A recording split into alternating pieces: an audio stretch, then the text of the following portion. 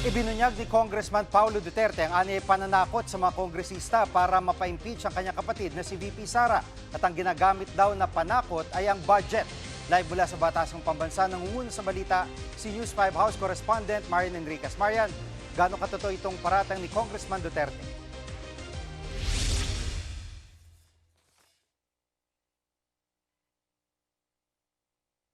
Itong si Davao City Representative Paulo Duterte, aniya may namimilit sa mga kongresista para mapa-impeach ang kanyang kapatid na si Vice President Sara Duterte. Nagtatawag daw itong mga tauhan ng isang tinago niyang sa pangalang si Charis at sa mga chief of staff nga ng mga kongresista para sabihing bumoto sila pabor sa impeachment. Ang hindi raw susunod ay tatanggalan ng pondo sa kanilang mga distrito. At dagdag pa nga ni Congressman Pulong, madadamay dyan yung budget pati sa patubig, paaralan, tulay, kalsada at iba pang mga proyekto, pati na para sa social services. Tao raw yung mapaparusahan sa kagustuhan ng administrasyon na tangkangan mawalan ng kalaban sa politika. At malinaw aniya na panggigipit ito at pang-hostage sa pondo ng bayan. Jiggy.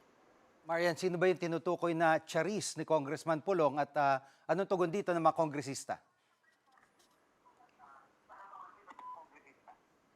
Jiggy, hindi pa nga makumpirma kung sino yung Charis na tinutukoy ni Congressman Pulong sa ngayon, pero tingin ni House Deputy Speaker at Bacolod Representative Albi Benitez, si presidential son at House Majority Leader Sandro Marcos yung pinatatamaan. Patungkol naman doon sa umano'y panggigipit sa mga kongresista, mariin po yung itinanggi ni Benitez at ilan pang miyembro ng House Justice Committee. Pakinggan po natin itong kanilang mga pahayag. I think it speaks for itself, di ba? Kapatid niya yun. Paano mag-allocate? Nasagaan na. The only way na pwedeng palitan yan is through Congress ulit. Di ba? So paano nila sasabihin na dinagdagan o binawasan? I can only speak for myself and I deny that allegation. No? Wala po tayong na-encounter, nakausap concerning allocations related to this impeachment process. Anticipated yan na they will be commenting a lot of negative things against this impeachment process. At Marian, may bagong payag ba ang kampo ni VP Sara sa naging botohan sa impeachment hearing kahapon?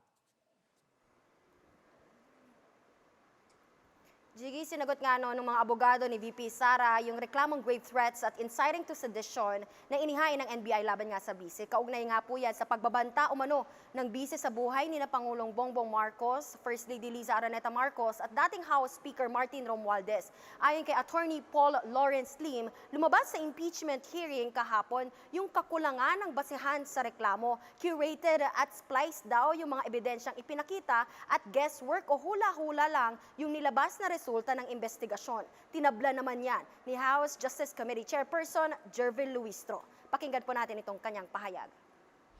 Problem is they're pronouncing this only to media and we cannot appreciate those pronouncements if not made during the forum before the Justice Committee. The video speaks for itself, no? Sana lang nag-participate sila sa Justice Committee para they were able to present their evidence.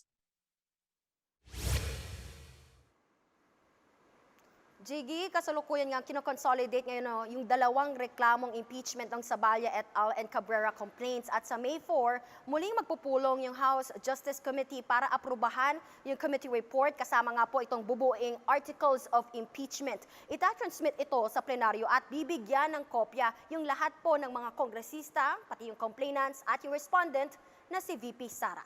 Yan muna ang latest. Dito sa Kamara, balik sa'yo, Jiggy. Yan ang ulat ni Marian Enriquez live mula sa Batasang Pambansa.